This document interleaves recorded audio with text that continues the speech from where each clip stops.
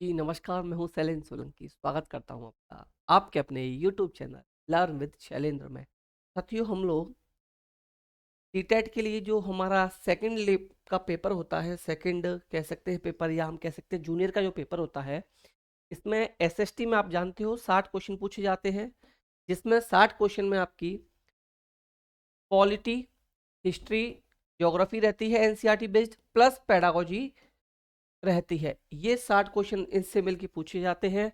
तो जो polity, history और आपके ज्योग्राफी के क्वेश्चन होते हैं, ये डायरेक्ट आपकी एनसीईआरटी की बुक से पूछे जाते हैं। ज़्यादातर क्वेश्चन आपको 6 to 8 की बुक से देखने के लिए मिल जाते हैं। इसीलिए हम लोग पहले पॉलिटी कवर कर रहे हैं। 6 और 7th क्लास के हम लोग कवर कर चुके हैं। इस वीडियो हम लोग 8th क्लास की पॉलिटी को कवर करेंगे। इस एक क्लास में पूरी 8th क्लास की पॉलिटी आपकी कवर हो जाएगी। लगभग 55 से 60 मिनट का वीडियो रहेगा।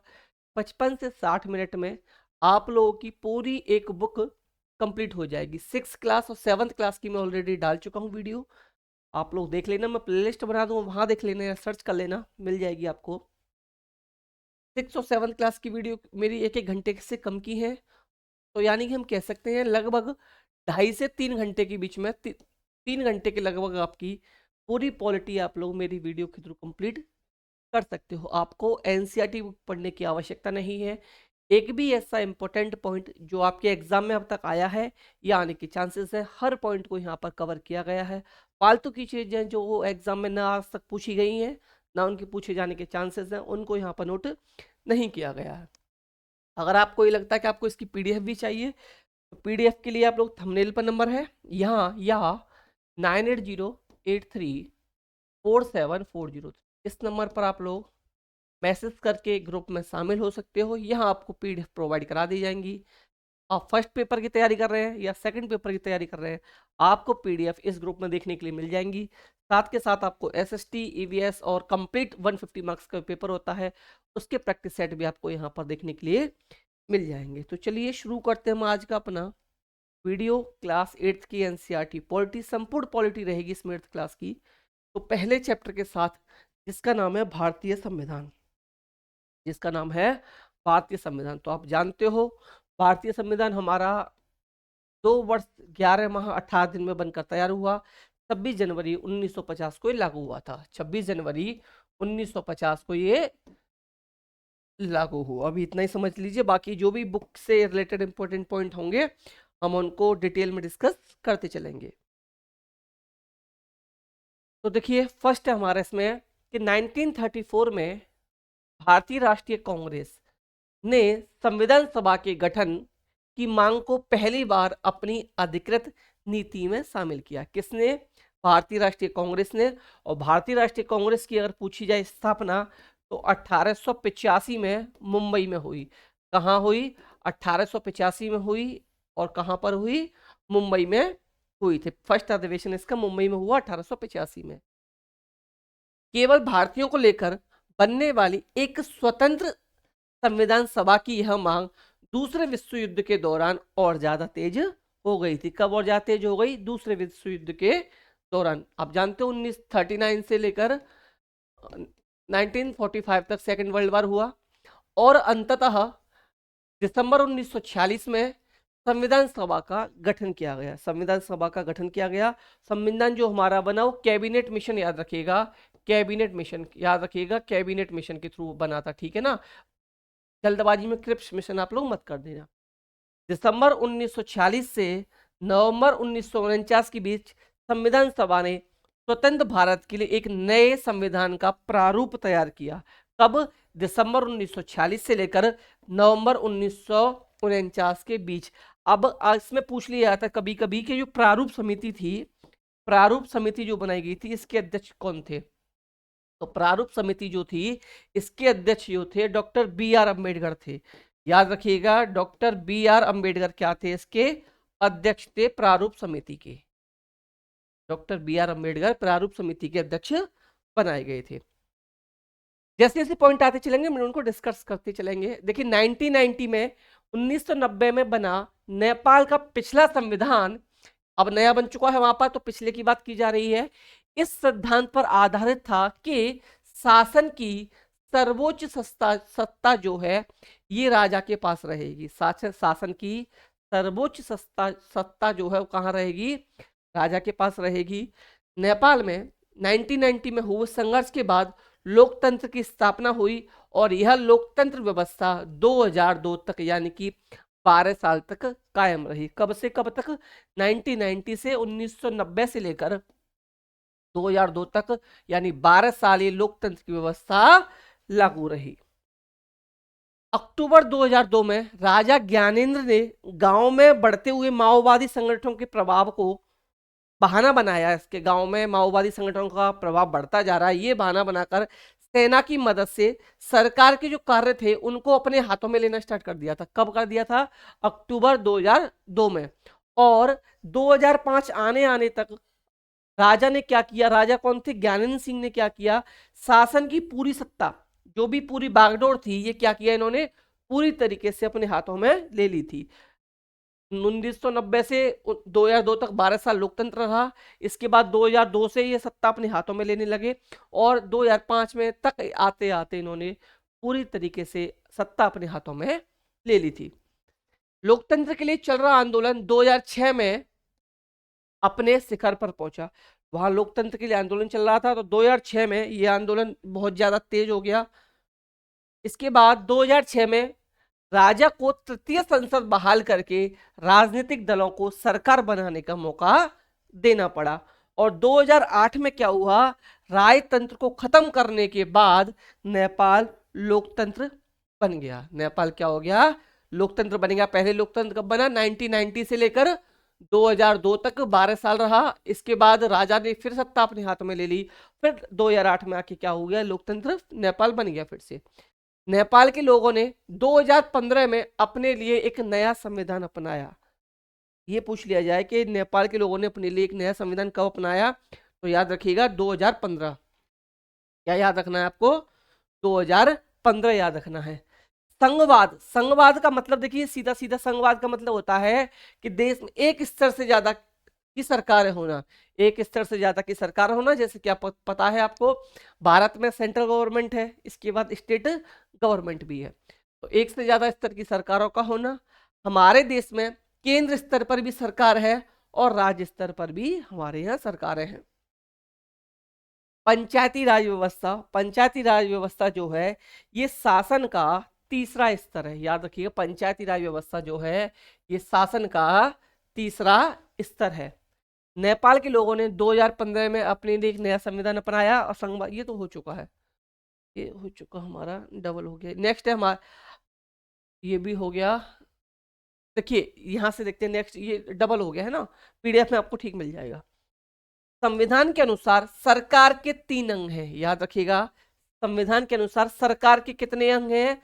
सरकार के 3 अंग हैं। पहला है विधायिका, दूसरा है आपका कार्यपालिका और तीसरा है आपका न्यायपालिका। पहला सरकार के कितने अंग? विधायिका, कार्यपालिका और न्यायपालिका।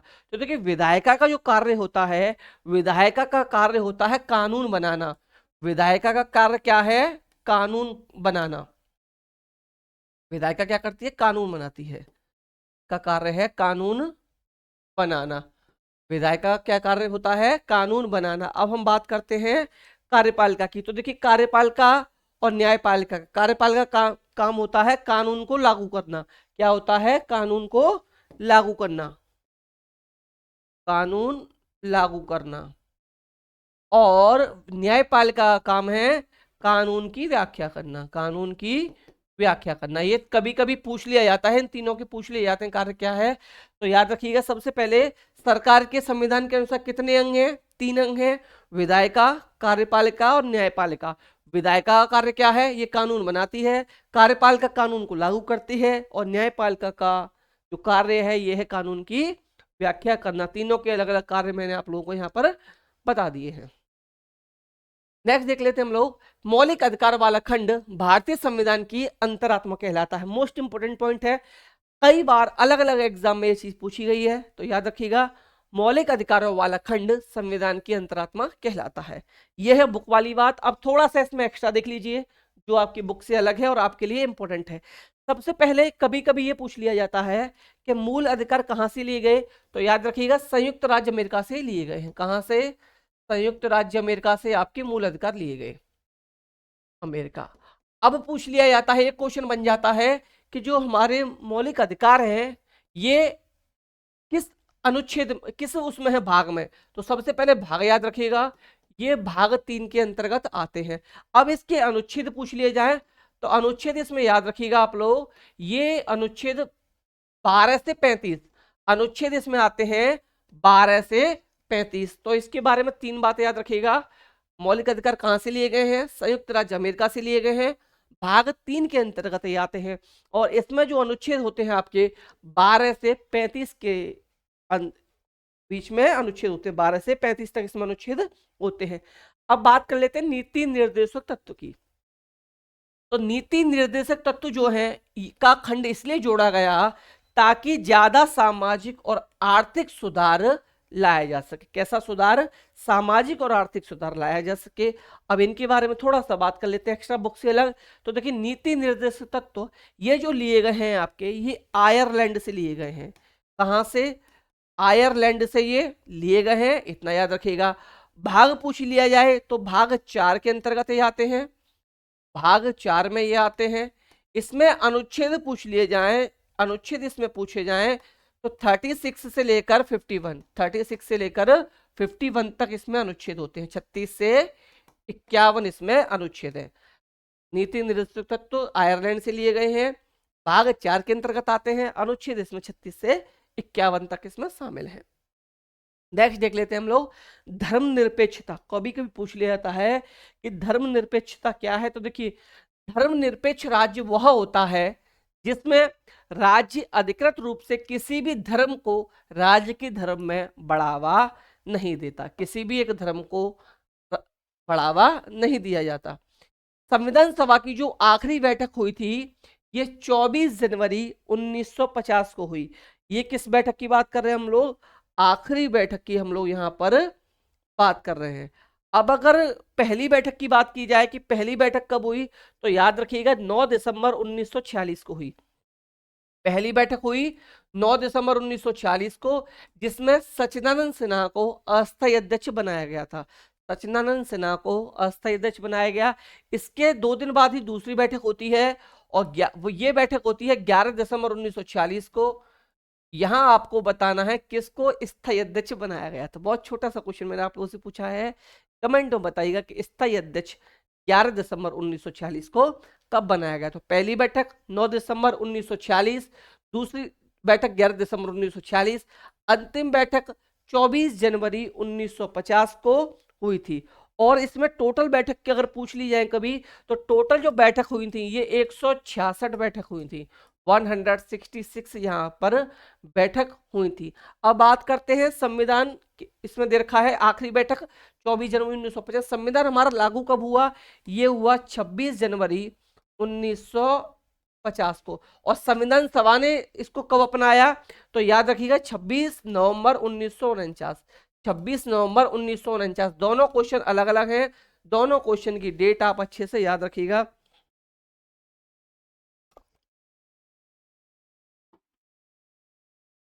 संविधान सभा ने इसको पारित कब कर दिया था? पारित किया गया था 26 नवंबर 1949 को। लागू कब हुआ ये? 26 जनवरी 1950। दोनों क्वेश्चन अलग अलग हैं, थोड़ा सा छोटा सा इसमें कंफ्यूजन है, कभी कभी जल्दबाजी में हम लोग गलत कर देते हैं। दोनों डेटा आप अच्छे से याद कर लीजिए। संप्रभु का मतलब होता है स्वतंत्र जनता। एक वर्ड दे रखा है, कभी कभी पूछ लिया जाता है। तो संप्रभु का मतलब होता है स्वतंत्र जनता। नेक्स्ट है आपका चैप्टर 1। देखिए थोड़ा सा टाइम लग गया क्योंकि चैप्टर थोड़ा सा बड़ा था, इसलिए यहाँ पर टाइम लग गया। आगे कुछ चैप्टर तो ऐसे हैं जो एक एक स्लाइड में कंप्लीट आपके लिए हो जाएंगे। तो नेक्स्ट देख लेते हैं हम लोग चैप्टर नंबर 2, जिसका नाम है धर्मनिरपेक्षता की समझ। चैप्टर नंबर 2, धर्मनिरपेक्षता की समझ।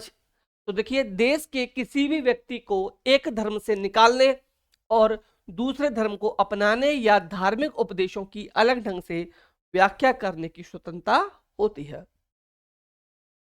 हिटलर ने जर्मनी में यहूदियों पर अत्याचार किए, वहां कई लाख लोगों को केवल धर्म के आधार पर मार दिया गया था। तो ये पूछ लिया जाए कि कहाँ धर्म के आधार पर कई लाख लोगों को मार दिया गया था, तो याद रखिएगा जर्मनी में। किसके द्वारा? हिटलर के द्वारा मरवा दिए गए थे।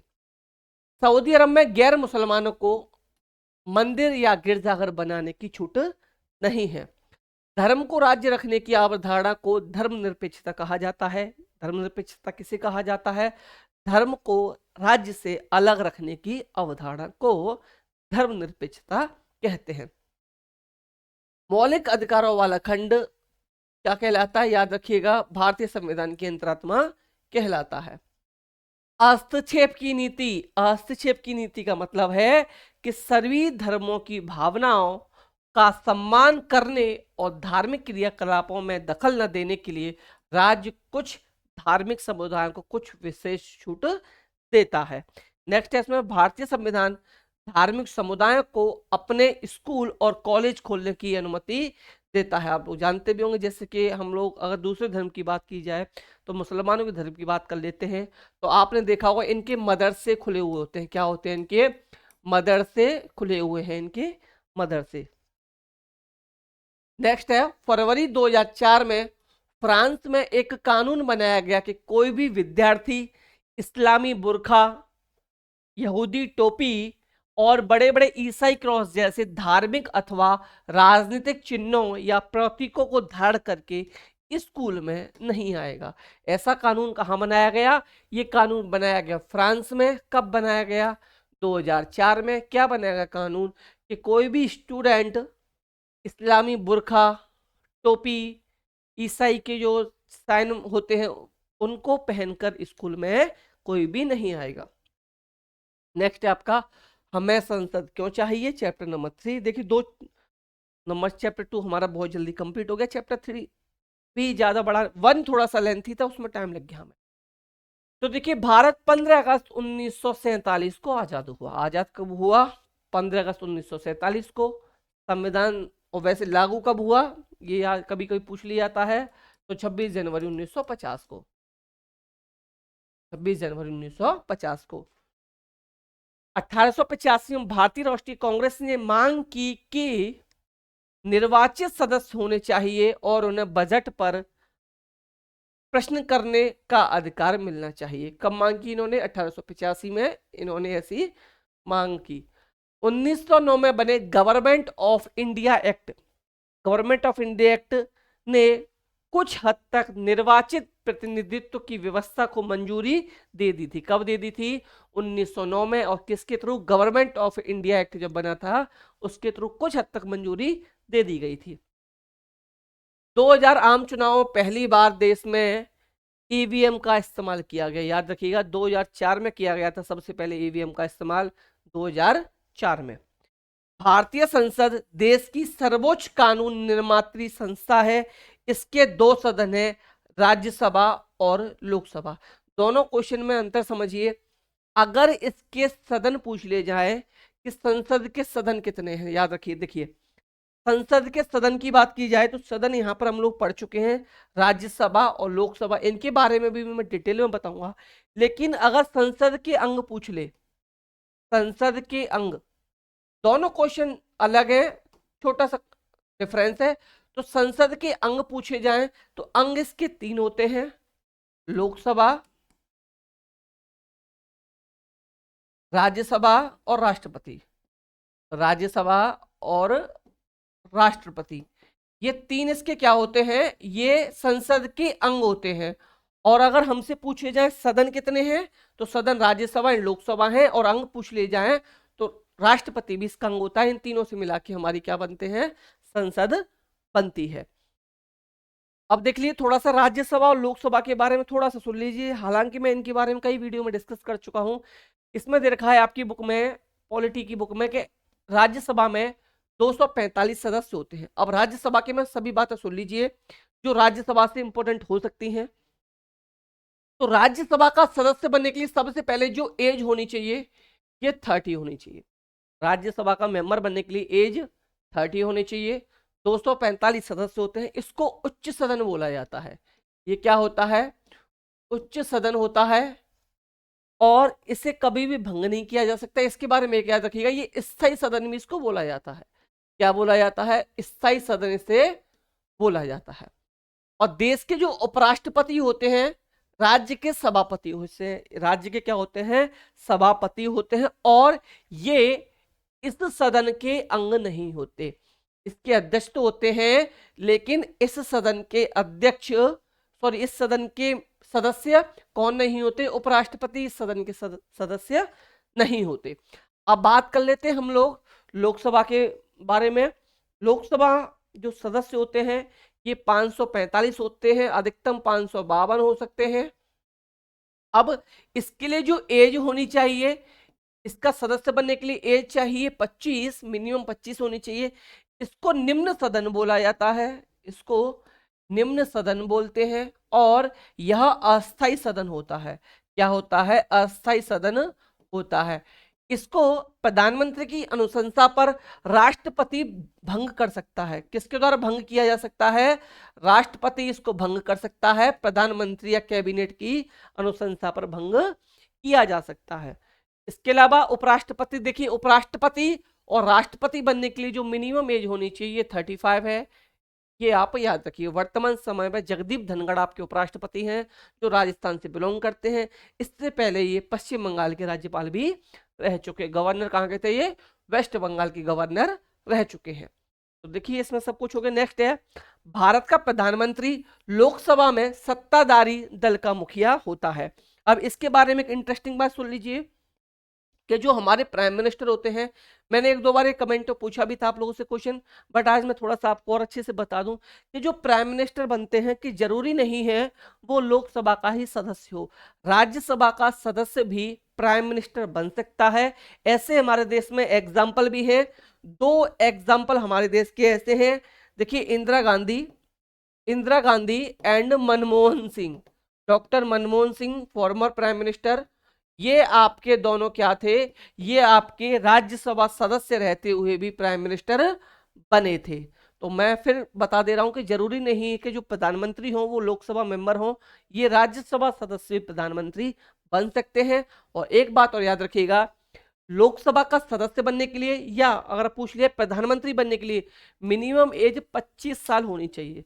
प्रधानमंत्री बनने के लिए मिनिमम एज 25 साल, राज्यसभा का सदस्य बनने के लिए मिनिमम एज 30 साल, राष्ट्रपति उपराष्ट्रपति बनने के लिए मिनिमम एज 35 साल। तो मैं समझता हूं इस पेज के सारे डाउट आपके क्लियर हो गए होंगे। अगर फिर भी कोई डाउट आपका बचता है तो आप कमेंट में अपना, या मैं नंबर जो देखा वहां आपका डाउट अपना क्लियर कर सकते हैं। नेक्स्ट है आपका, देखिए अगर आप मेरे ग्रुप को ज्वाइन करना चाहते हैं, अगर आप चाहते हैं आपको पीडीएफ दे दी जाए, तो आपको इस नंबर पर मैसेज करना है। यहाँ आपको ग्रुप में ऐड कर लिया जाएगा। इस ग्रुप के अलावा कहीं भी आपको पीडीएफ प्रोवाइड नहीं कराई जाएगी। एंड प्लीज़ वीडियो को लाइक एंड शेयर ज़रूर कर दीजिएगा। इस वीडियो को लाइक कीजिएगा एंड शेयर कीजिएगा। और जिन लोगों ने अभी तक मेरे चैनल को सब्सक्राइब नहीं किया, प्लीज़ चैनल को सब्सक्राइब ज़रूर कर लें। और मेरे एक साथी बहन भाई इस वीडियो को हर ग्रुप में शेयर ज़रूर कर दें। नेक्स्ट हम लोग देख लेते हैं, प्रधानमंत्री अपने दल के सांसदों में से मंत्रियों का चुनाव करता है। कौन करता है? मंत्रियों का चुनाव करता है, अपॉइंट किए जाते हैं राष्ट्रपति के द्वारा। प्रधानमंत्री के साथ मिलकर फैसलों को लागू करते हैं कौन? मिनिस्टर्स। केंद्रीय सचिवालय में 2 मुख्य इमारतें हैं। केंद्रीय सचिवालय में क्या है? 2 मुख्य इमारतें हैं। पहली है साउथ ब्लॉक जिसमें प्रधानमंत्री कार्यालय, रक्षा मंत्रालय और विदेश मंत्रालय है। विदेश मंत्रालय है। विदेश मंत्री आप जानते हो एस जयशंकर। एस जयशंकर क्या है? हमारे वर्तमान समय में विदेश मंत्री हैं। रक्षा मंत्रालय, रक्षा मंत्री की बात की जाए तो राजनाथ सिंह। राजनाथ सिंह हमारे क्या हैं? वर्तमान समय पर रक्षा मंत्री हैं। दोनों याद रखिएगा। प्रधानमंत्री आपको पता ही है। नेक्स्ट है आपका दूसरी जो ब्लॉक है नॉर्थ ब्लॉक, जिसमें वित्त मंत्रालय, गृह मंत्रालय, केंद्र सरकार के अन्य मंत्रालय दिल्ली के विभिन्न इमारतों में स्थित हैं। तो देखिए वित्त मंत्री आप लोग जानते हो निर्मला सीतारमन जी हैं। निर्मला सीतारमन है इस समय पर। और गृह मंत्री हमारे अमित शाह हैं। गृह मंत्री इस समय पर कौन है? अमित शाह। याद रखिएगा ये चारों पोस्ट इंपोर्टेंट है। चारों के मैंने बता दी कौन कौन मिनिस्टर है इस समय। जब संसद का सत्र चल रहा होता है तो उसमें सबसे पहले क्या होता है, प्रश्नकाल होता है। और एक चीज याद रखिएगा, प्रश्नकाल की मैक्सिमम लिमिट जो हो सकती है ये 1 घंटा हो सकती है, 1 घंटे से ज्यादा समय के लिए नहीं हो सकता। कितनी हो सकती है मैक्सिमम लिमिट, 1 घंटा हो सकती है। पहला लोकसभा चुनाव 1951 से लेकर 1952 में हुआ, और इसमें जो वोट डाले गए थे, जो वोटिंग परसेंटेज रहा था, ये 61.6% वोट डाले गए थे। कितने परसेंट, 61.6% वोटिंग इसमें हुई थी। नेक्स्ट है, संसद में 60 साल पहले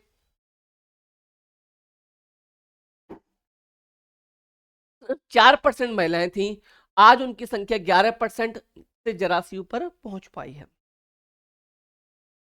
चैप्टर नंबर 4 हम लोग देख लेते हैं, कानून की समझ। चैप्टर नंबर 4 हमारा रहने वाला है कानून की समझ। तो देखिए, हमारा कानून धर्म, जाति और लिंग के आधार पर लोगों के बीच कोई भी भेदभाव नहीं करता। हमारा कानून धर्म, जाति, लिंग या लोगों के साथ क्या करता है, कोई भेदभाव नहीं करता। कानून के शासन का मतलब है कि सभी कानून देश के सभी नागरिकों पर समान रूप से लागू होते हैं। किसका मतलब है ये, कानून के शासन का ये मतलब है।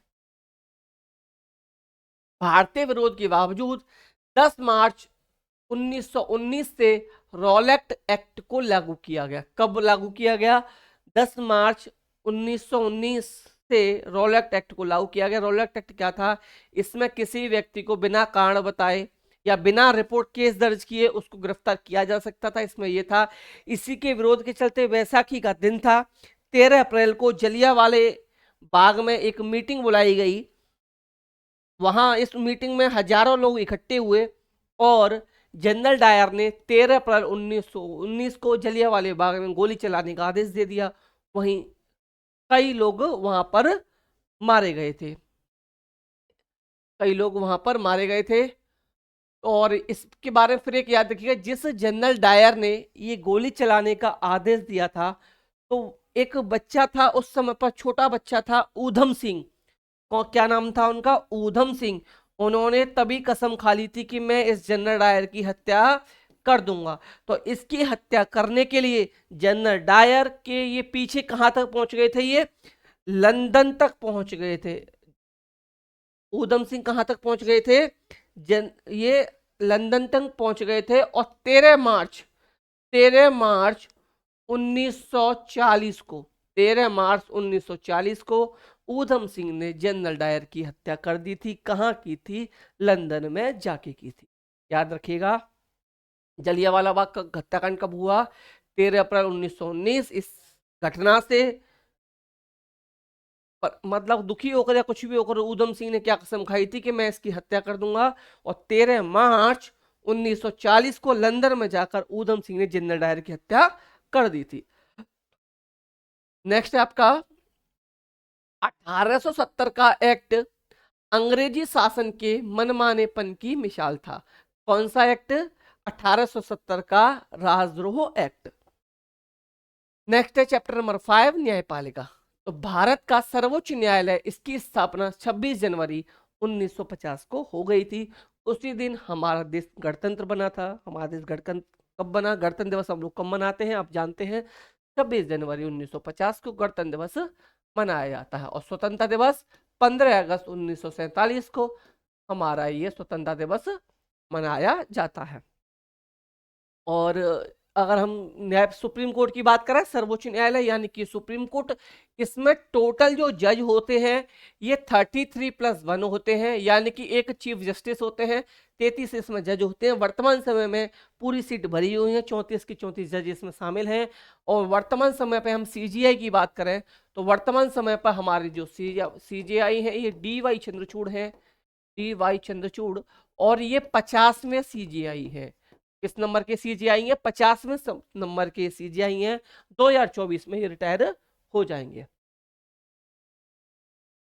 ये यहां तक। नेक्स्ट देख लेते हैं हम लोग कि अपने पूर्ववर्ती फेडरल कोर्ट ऑफ इंडिया 1937 से लेकर 49 की भांति यह न्यायालय भी पहले संसद भवन के भीतर चैम्बर ऑफ प्रिंसेस में हुआ करता था। कहां था ये, संसद भवन में था। किसमें, चैम्बर ऑफ प्रिंसेस में हुआ करता था। इसे 1958 में नई इमारत में स्थानांतरित किया गया। कब किया गया? 1958 1958 में स्थानांतरित किया गया। संविधान के अनुच्छेद 31 अनुच्छेद 21 सॉरी 21 ये किसके अंतर्गत आएगा? मैं बता चुका हूं आपको, भाग 3 के अंतर्गत मैंने आपको बताए थे। अनुच्छेद 12 से 35 तक भाग 3 के अंतर्गत आते हैं। तो संविधान के अनुच्छेद 21 में प्रत्येक नागरिक को जीवन मौलिक अधिकार दिया गया है। अगला है, हमारे देश में 3 अलग अलग तरीके की अदालतें होती हैं, आप लोग जानते हो। अधीनस्थ न्यायालय, जिसको जिला अदालत या जिला न्यायालय बोलते हैं, उच्च न्यायालय और सर्वोच्च न्यायालय। अधीनस्थ न्यायालय डिस्ट्रिक्ट लेवल पर होती हैं। उच्च न्यायालय राज्य में होता है, कई राज्यों का एक है, कंबाइंड है कई राज्यों का। तो याद रखिएगा, टोटल जो हाई कोर्ट है हमारे यहाँ ये 25 है। टोटल हाई कोर्ट कितने हैं? 25 हमारे यहाँ टोटल हाई कोर्ट है। सुप्रीम कोर्ट आप जानते हो दिल्ली में स्थित है। देश के मुख्य न्यायाधीश सर्वोच्च न्यायालय के मुखिया होते हैं। देश के जो मुख्य न्यायाधीश होते हैं वो सर्वोच्च न्यायालय के मुखिया होते हैं, जिनके बारे में बता चुका हूँ। चीफ सीजीआई जिसे बोला जाता है, चीफ जस्टिस ऑफ इंडिया, वर्तमान समय में डीवाई चंद्रचूड़ हैं, जो देश के 50 में सीजीआई बने हैं। उच्च न्यायालयों की स्थापना सबसे पहले 1862 में कलकत्ता, मुंबई और मद्रास में की गई थी। ये तीनों प्रेसिडेंसी शहर थे। किसकी स्थापना? उच्च न्यायालय, यानी कि हम लोग कह सकते हैं हाई कोर्ट की स्थापना सबसे पहले कहाँ की गई थी? कलकत्ता, मुंबई, मद्रास, इसको चेन्नई बोलते हैं, और बम्बई को मुंबई बोला जाता है। बम्बई को मुंबई बोला जाता है। ये तीनों कैसे शहर थे? प्रेसिडेंसी शहर थे। आज देश भर में 25 उच्च न्यायालय हैं। 25 क्या हैं? हमारे देश में 25 हाई कोर्ट हैं। पंजाब और देखिए 25 होने का रीजन क्या है? कुछ की क्या है, कंबाइंड है। तो पंजाब और हरियाणा का एक साझा उच्च न्यायालय कहां पर है? चंडीगढ़ में। पंजाब और हरियाणा का कहां पर है? चंडीगढ़ में है। 4 पूर्वोत्तर राज्य हमारे कौन कौन से हैं? असम, नागालैंड, मिजोरम, अरुणाचल प्रदेश। कौन कौन से 4 पूर्वोत्तर राज्य? असम, नागालैंड, मिजोरम और अरुणाचल प्रदेश के लिए एक ही उच्च न्यायालय, एक ही हाई कोर्ट है, और ये आपका गुवाहाटी में है। कहां पर है? गुवाहाटी में है। किसके लिए? 4 स्टेट्स के लिए। 4 कौन से पूर्वोत्तर राज्य हैं? असम है, नागालैंड है, अरुणाचल प्रदेश है और मिजोरम है। ये 4 स्टेट के लिए एक ही हाई कोर्ट गुवाहाटी में है। 1 जनवरी 2019 से आंध्र प्रदेश और तेलंगाना में अलग अलग उच्च न्यायालय हैं। कब से? यानी 1 जनवरी 2019 से आंध्र प्रदेश का अमरावती में है और तेलंगाना का हैदराबाद में। इनके क्या क्या है? अलग अलग हाई कोर्ट है।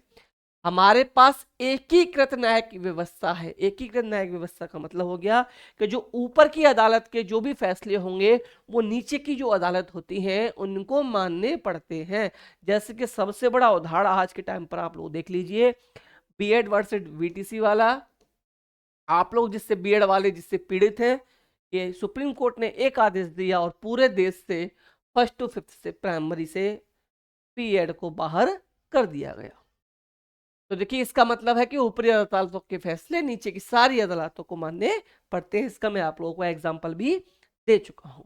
नेक्स्ट है आपका 1910 के दशक में सर्वोच्च न्यायालय में जनहित याचिका यानी पीआईएल की व्यवस्था विकसित की गई।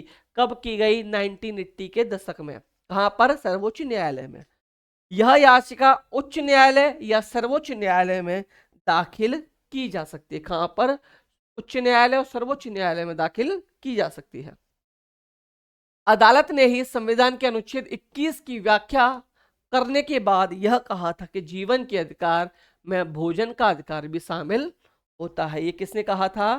संविधान। अच्छा, ये भी पूछ लिया था है कि संविधान की व्याख्या करने का अधिकार किसको है? तो याद रखिएगा, संविधान की व्याख्या का अधिकार किसको है? सुप्रीम कोर्ट को। किसको? सुप्रीम कोर्ट को अधिकार है। नेक्स्ट है आपका हमारी आपराधिक न्याय प्रणाली। हमारी आपराधिक न्याय प्रणाली, इसमें इंपॉर्टेंट पॉइंट हम लोग देख लेते हैं। फर्स्ट, कि संविधान के अनुच्छेद 22 के अनुसार प्रत्येक व्यक्ति को एक वकील के जरिए अपना बचाव करने का मौलिक अधिकार प्राप्त है। कौन से अनुच्छेद में यह अधिकार दिया गया हमें? अनुच्छेद नंबर 22 में हमें अपना बचाव करने का अधिकार प्राप्त है। संविधान के अनुच्छेद 39A में 39A में ऐसे नागरिक को वकील मुहैया कराने की जिम्मेदारी राज्य सरकार को सौंपी गई है जो गरीबी रेखा या किसी भी वजह से वकील नहीं कर सकते, जो गरीब है या किसी भी वजह से वकील नहीं कर सकते, अनुच्छेद 39A के तहत उनको वकील राज्य के द्वारा मुहैया कराया जाएगा। 15 साल से कम उम्र के बालक और किसी भी महिला को केवल सवाल पूछने के लिए थाने नहीं बुलाया जा सकता। किसे? किसी भी महिला को। और 15 साल से कम उम्र के बालक को क्या नहीं किया जा सकता? सवाल पूछने के लिए थाने नहीं बुलाया जा सकता। संज्ञेय किसे कहते हैं? संज्ञेय, देखिए संज्ञेय, ये उन अपराधों को संज्ञेय अपराध कहा जाता है जिनके लिए पुलिस किसी भी व्यक्ति को बिना अदालत की अनुमति के गिरफ्तार कर सकती है। क्या कर सकती है? ये कैसे अपराध होते हैं संज्ञेय अपराध? के इस अपराध में बिना अदालत की अनुमति लिए पुलिस व्यक्ति को गिरफ्तार कर सकती है। ये होते हैं आपके संज्ञेय अपराध की गिनती में ये आते हैं। नेक्स्ट है हिरासत। पुलिस द्वारा किसी व्यक्ति को गैर कानूनी ढंग से अपने कब्जे में रखना हिरासत कहलाता है। जिरह क्या है? जिरह थोड़ा सा समझ लीजिए, जिरह से क्वेश्चन बन जाता है।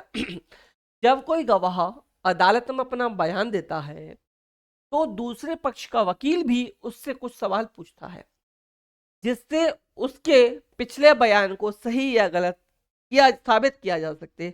इसे ही जिरह कहा जाता है। इसे ही क्या कहा जाता है? जिरह कहा जाता है।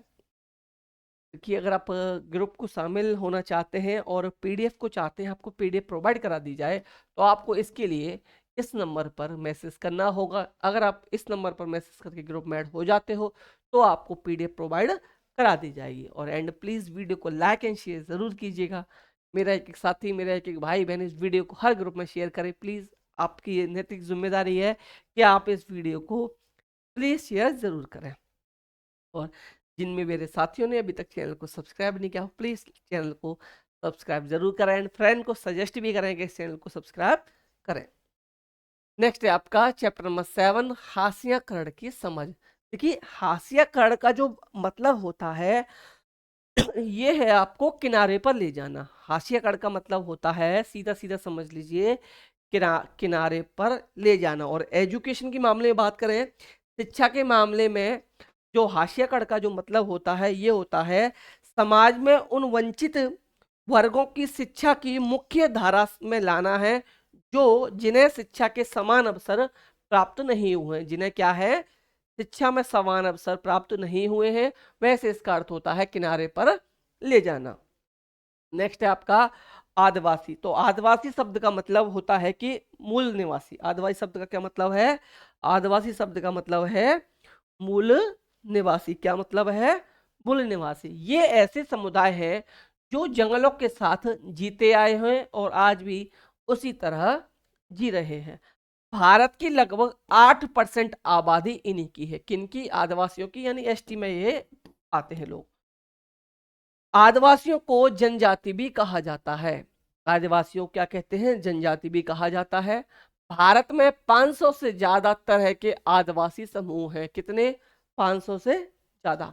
ये लोग अक्सर अपने पुरखों की गांव और प्रकृति की उपासना करते हैं। 19वीं सदी में बहुत सारे आदिवासियों ने ईसाई धर्म अपनाया जो आधुनिक आदिवासी इतिहास में एक महत्वपूर्ण धर्म बन गया है। क्वेश्चन पूछ लिया जाता है कि किस सदी में ज्यादातर सारे आदिवासियों ने, बहुत से आदिवासियों ने ईसाई धर्म अपनाया था?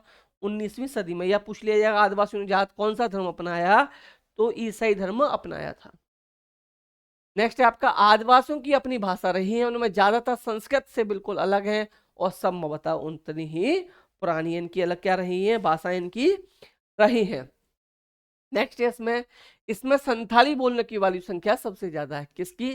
संथाली बोलने की संख्या सबसे ज्यादा है। आज असम में 70 लाख आदिवासी हैं। ये डाटा 2011 की जनगणना के अकॉर्डिंग होगा। किसके अकॉर्डिंग? मैं समझता हूँ 2011 की जनगणना के अकॉर्डिंग एनसीईआरटी में डाटा आपका ये रखा होगा। देखिए उड़ीसा का कालाहांडी, उड़ीसा का कालाहांडी जिला में स्थित न्यामगिरी पहाड़ियां डोंगरिया कोंड नामक आदिवासी समुदाय का इलाका है। फिर समझिए, कहाँ का? उड़ीसा राज्य का। कौन सा जिला? कालाहांडी जिला। उड़ीसा का कौन सा जिला? कालाहांडी जिला। यहाँ क्या है? न्यामगिरी पहाड़ी स्थित है और इस पर डोंगरिया कोंड नामक आदिवासी समुदाय का ये इलाका माना जाता है। किसका? डोंगरिया कोंड नामक समुदाय का इलाका माना जाता है। न्यामगिरी की पहाड़ियां हैं। कालाहांडी जिला, स्टेट उड़ीसा। इनमें संथाली ये हो गया। आदिवासी लगभग 10,000 तरह के पौधे का इस्तेमाल करते हैं। आदिवासी कितने पौधों का इस्तेमाल करते हैं? लगभग 10,000 पौधे का इस्तेमाल करते हैं। इसमें अगर हम देखें, 8,000 प्रजातियां दवाइयों के तौर पर, 8,000 प्रजातियों को दवाइयों के तौर पर इस्तेमाल करते हैं। 325 प्रतियों इसको प्रजातियों कीटनाशकों के तौर पर, 425 प्रजातियों को गोंद, रेजिन और डाई के तौर पर, 550 प्रजातियों को रेशों के लिए इस्तेमाल किया जाता है। रेशों के लिए इस्तेमाल किया जाता है। ऐड करके आप लोग देख लेना, ये आपका हो जाएगा। नेक्स्ट है आपका, भारत में 104 राष्ट्रीय पार्क, एरिया याद रखिएगा 40,500 वर्ग किलोमीटर, और 543 वन्यजीव अभ्यारण्य याद रखिएगा इसका 1,18,918 किलोमीटर वर्ग किलोमीटर है। ये ऐसे इलाके हैं जहां मूल रूप से आदिवासी रहा करते थे और उन्हें वहां से उजाड़ दिया गया है।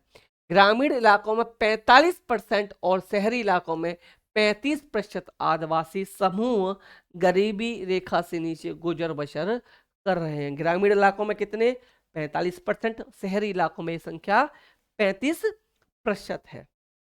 2011 की जनगणना के अनुसार भारत में, ये डाटा बहुत इंपॉर्टेंट है, कई बार एग्जाम में पूछ लिया गया है, एनसीईआरटी में भी 2-3 बार ये अलग अलग बुक में दे रखा है। तो याद रखिएगा, आप याद रखिएगा कि जो 2011 की जनगणना है उसके अकॉर्डिंग भारत में जो मुसलमान हैं ये 14.2% है। कितने? 14.2%। तो मैंने एक बुक में बताया भी था। महिलाओं की कितनी है? महिला 48.5% है। महिला कितनी है? 48.5% है। और इन्हें हास्य समुदाय माना जाता है। किसे? इन्हें हास्य समुदाय माना जाता है। सरकार ने क्या किया? 2005 में सरकार ने 2005 में एक उच्च स्तरीय कमेटी का गठन किया था, और ये कमेटी जो गठित की गई थी, ये थे न्यायमूर्ति जज, ये थे राजेंद्र सच्चर की अध्यक्षता में एक कमेटी बनाई गई थी। किसकी अध्यक्षता में? राजेंद्र सच्चर की अध्यक्षता में एक कमेटी बनाई गई थी। कब बनाई गई? 2005 में बनाई गई। इस समिति ने क्या किया था? भारत में मुस्लिम समुदायों की सामाजिक और आर्थिक और शैक्षणिक स्थिति का जायजा लिया था। किसने? जो कमेटी बनाई गई थी राजेंद्र सच्चर की अध्यक्षता में 2005 में, इस कमेटी ने क्या किया? भारत में मुस्लिम समुदाय के सामाजिक, आर्थिक और शैक्षणिक स्थितियों का क्या लिया था? जायजा इस कमेटी ने लिया था। तो आर्थिक और शैक्षणिक स्थिति का जायजा लिया। केवल 4% इन्होंने क्या पाया कि केवल 4% मुस्लिम बच्चे मदरसों और 66% बच्चे सरकारी और 30% बच्चे निजी स्कूलों में पढ़ रहे हैं। कितने? 4% मुस्लिम बच्चे, 66% सरकारी में, और 30% बच्चे निजी स्कूलों में पढ़ रहे हैं। ये किसकी समिति की रिपोर्ट के अनुसार था? ये सच्चर समिति की रिपोर्ट के अनुसार ये डाटा था। तो चैप्टर नंबर 8 पर हम लोग आ जाते हैं। चैप्टर नंबर 8 का नाम है हास्यकरण से निपटना। इसमें एक पहला पॉइंट दे रखा है कि अनुच्छेद 17 के अनुसार अस्पृश्यता या छुआछूत का उन्मूलन कर दिया गया है। कौन सा अनुच्छेद है? बहुत इंपॉर्टेंट ये क्वेश्चन है, कई बार एग्जाम में पूछ लिया गया है। अनुच्छेद 17 आपको याद रखना है। और संविधान की अनुच्छेद 15 में कहा गया है कि भारत के किसी भी नागरिक के साथ धर्म, नस्ल, जाति, लिंग या जन्म स्थान के आधार पर भेदभाव नहीं किया जा सकता। नेक्स्ट है संविधान की ये तो हो गया। समानता के अधिकार का हनन होने पर दलित इस प्रावधान का सहारा लेते हैं। और कबीर के बारे में याद रखिए, कबीर क्या था? 15वीं सदी के कवि थे। कबीर क्या था? 15वीं सदी के कवि थे। पेशे से क्या थे? पेशे से बुनकर थे, और कबीर भक्ति परंपरा से जुड़े थे। इस सदी की बात है ये, 15वीं सदी की बात है। पेशे से कबीर क्या थे? पेशे से ये बुनकर थे। कौन थे ये? बुनकर थे, और भक्ति समाज से ये जुड़े हुए थे।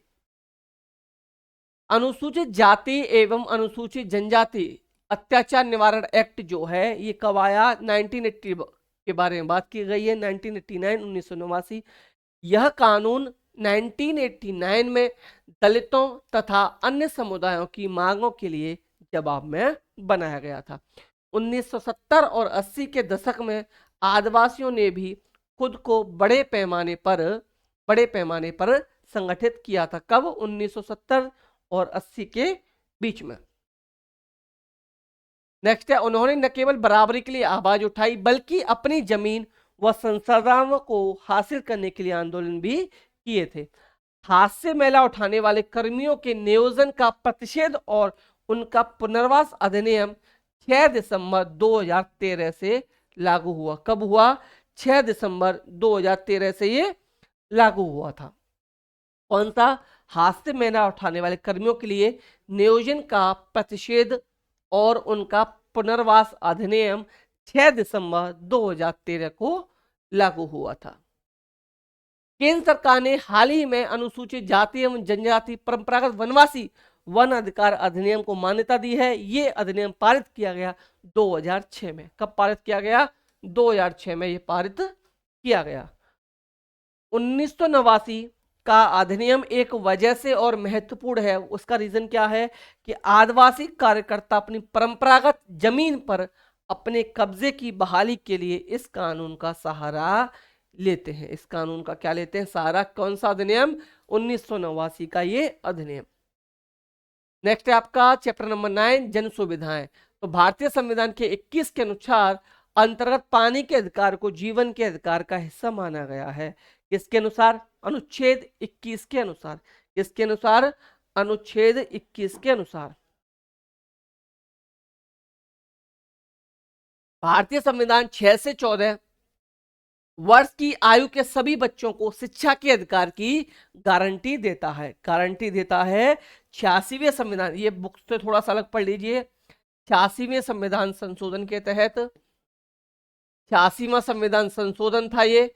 संविधान संशोधन कब हुआ? 2002 में। कब हुआ ये? 2002 में हुआ। इसमें क्या किया गया था? 21A जोड़ा गया था। क्या जोड़ा गया इसमें? अनुच्छेद 21A इसमें जोड़ा गया था। क्या जोड़ा गया था इसमें? अनुच्छेद 21 में जोड़ा गया।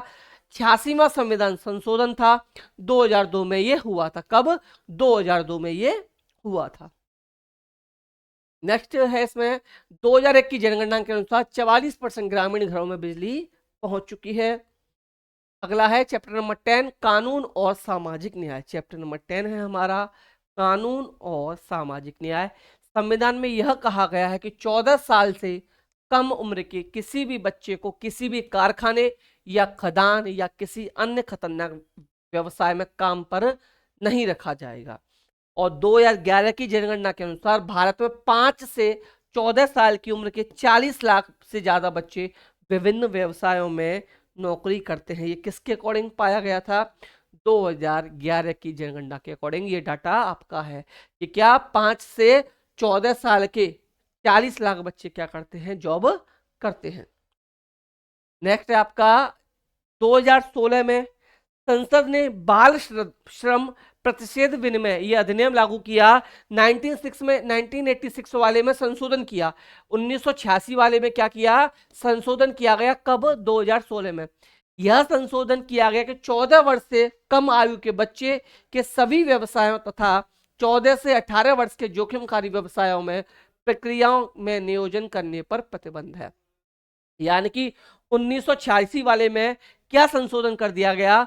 1986 वाले में 2016 में संशोधन हुआ कि 14 वर्ष से कम उम्र के बच्चे कहीं भी जॉब नहीं कर सकते, और 14 से 18 साल के जो खतरनाक है, खतरनाक जो काम है, जोखिमखारी जो व्यवसाय हैं, उनमें जॉब नहीं करेंगे। 14 से कम उम्र के कहीं भी नहीं करेंगे। नेक्स्ट है आपका भोपाल गैस त्रासदी की घटना। ये देखिए 2 और 3 दिसंबर की बात है। 2 और 3 दिसंबर की बात है। कहीं कहीं 2 दे रखा होता है, 2 और 3 दिसंबर की रात है। कहीं देखिए इसमें 8,000 लोग बताते हैं, कहीं 3787 लोग बताए जाते हैं। तो ये मैंने जो नोट किया है ये एनसीईआरटी के अकॉर्डिंग है, बाकी का आप लोग देख लीजिएगा जो ऑप्शन लगे 2 3, कभी कभी एक आध जगह तो वैसे 3 दिसंबर ज्यादातर राइट माना जाता है, 3 और 4 पूछ लिया है तो, बट आप लोग ऑप्शन के अकॉर्डिंग टिक करके आइएगा, दिसंबर करेक्ट है, दिसंबर 1984। इसमें क्या हुआ था, भोपाल गैस त्रासदी में या तो डेट पूछेगा आपसे या गैस का नाम पूछता है, तो पूरा नाम जो है गैस का याद रखिएगा मिथाइल आइसोसाइनाइड था, बट आजकल क्या है ये नाम शॉर्ट में आने लगा है, तो MIC करके आ जाता है, क्या करके MIC करके आ जाता है, कभी कभी ये नाम मिक करके आ जाता है। तो भोपाल गैस त्रासदी में कौन सी लैब हुई थी, मिक याद रखिएगा, MIC याद रखिएगा, मिथाइल आइसोसाइनाइड भी याद रखिएगा, ये कोई भी कैसे भी पूछा जाए आप लोग सही आंसर करके आओगे। डेट में आपको बता चुका हूं 2 3 दिसंबर, कभी कभी 4 भी आता है, मोस्टली 3 देखने के लिए मिल जाएगा, 2 3 दिसंबर की रात। तो ये 1984 की ये बात है, और कहा ये भोपाल गैस त्रासदी घटना के बारे में हम लोग पढ़ रहे हैं। अगला है सुभाष कुमार बनाम राज्य 1991 मुकदमे में सर्वोच्च न्यायालय ने कहा है कि जीवन का अधिकार संविधान के अनुच्छेद 21 के तहत एक मौलिक अधिकार है। किसके अनुच्छेद 21 के अंतर्गत, आप लोग जानते हैं मौलिक अधिकार मैं बता चुका हूं, अनुच्छेद 12 से 35 के अंतर्गत आते हैं, 12 से 35 के अंतर्गत भाग 3 में है, संयुक्त राज्य अमेरिका से ये लिए गए हैं। इसमें क्या है, इसमें प्रदूषण मुक्त हवा, प्रदूषण मुक्त हवा और पानी का अधिकार भी शामिल है। इसमें क्या शामिल है, प्रदूषण मुक्त हवा और इसमें पानी भी शामिल है। नेक्स्ट है आपका, ये तो हम लोग कर चुके हैं डिस्कस, नेक्स्ट है ये भी डिस्कस कर चुके हैं। तो देखिए इस तरीके से हमारी 8th क्लास की पॉलिटी भी हम लोग 51 मिनट में कंप्लीट कर चुके। मैं समझता हूँ तीनों वीडियो इसी टाइम की रही होंगी, 2 तो शायद इससे छोटी भी हैं। तो इस तरीके से हमारी 8th क्लास की पॉलिटी होती है कंप्लीट। हम क्लास 6, क्लास 7, क्लास 8 की पॉलिटी कर चुके हैं कंप्लीट। अब हम ज्योग्राफी या हिस्ट्री आप जो कहोगे वो स्टार्ट कर देंगे इसको। इसके बाद हम लोग इसके प्रैक्टिस सेट भी और प्रीवियस ईयर्स के क्वेश्चन प्लस नए नए क्वेश्चन इस बेस पर जो बन सकते हैं उन सभी को बनाकर मैं आप लोग के लिए लाता रहूंगा। तो आप लोग इनकी PDF के लिए सभी PDF आपको मिल जाए, इसके लिए आपको क्या करना है, इस ग्रुप में शामिल हो जाना है, जो पढ़ाएगा पढ़ाऊंगा वो। इसके अलावा 150 नंबर के 20 प्रैक्टिस सेट, SST के लगभग 20 प्रैक्टिस सेट भी आपको विद पेडागोजी आपको यहाँ पर देखने के लिए मिल जाएंगे। संपूर्ण हिंदी ग्रामर आपको यहाँ पर देखने के लिए मिल जाएगी इस ग्रुप में। करंट अफेयर जीके के नोट्स भी आपको यहाँ पर देखने के लिए मिल जाएंगे। एंड अगर आपको सेशन वीडियो प्लीज़ पसंद आई तो video please like and share ज़रूर कीजिएगा। सभी ग्रुप्स में सभी फ्रेंड्स के साथ आपको वीडियो को शेयर करना है। एंड जिन लोगों ने अभी तक चैनल को सब्सक्राइब नहीं किया हो प्लीज़ चैनल को सब्सक्राइब जरूर कर लें एंड बेल आइकन जरूर दबा दीजिएगा, जिससे आगे जितनी वीडियोस आए उनका नोटिफिकेशन आपको मिल सके। वैसे 2 3 वीडियो रेगुलर आपको इस चैनल पर देखने के लिए सीटेट से रिलेटेड मिलते रहेंगे। तो मिलते हैं साथियों नेक्स्ट वीडियो में, तब तक आप लोग हंसते रहिए, मुस्कुराते रहिए, आपको लेनी है जॉब उसके लिए पढ़ते भी रहिए। थैंक यू, नमस्कार, जय हिंद।